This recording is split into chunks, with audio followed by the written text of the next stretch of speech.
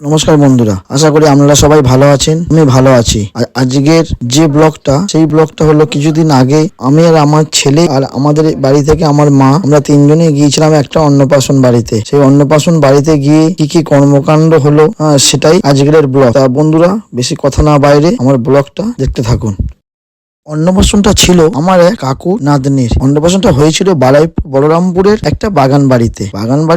বাগান বাড়ির চারিদিকে এত সুন্দর মনোরম পরিবেশ ছিল যে সেখানে গিয়ে আমার ছেলের তো খাওয়া দাওয়া ভুলে গিয়ে শুধু খেলা করতে ব্যস্ত। আর বাগান বাড়িটা চারিদিকে গাছ গাছালিতে ভর্তি ছিল। তার মাঝখানে ছিল এক জোড়া দোলনা। সেই দোলনা নিয়ে বাচ্চাদের মধ্যে কাড়াকাড়ি, কে বসবে, কে আগে বসবে, কে পরে বসবে। বন্ধুরা,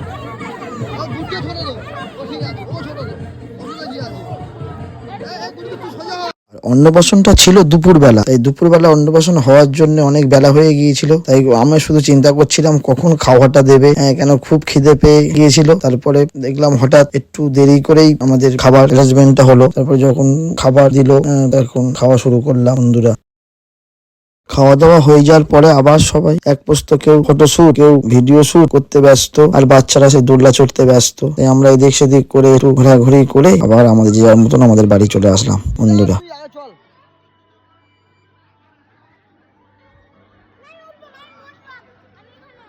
আজকে ভিডিওটা আর বেশি বড় করলাম না বন্ধুরা। আজকের অর্থাৎ আমার ব্লগটা আজকের এখানেই শেষ করলাম। যদি আমার এই ভিডিওটা ভালো লেগে থাকে একটু লাইক শেয়ার করবেন, আর আমার আইডিটাকে একটু ফলো করবেন, আর সবাই সুস্থ থাকবেন। জয় জগন্নাথ।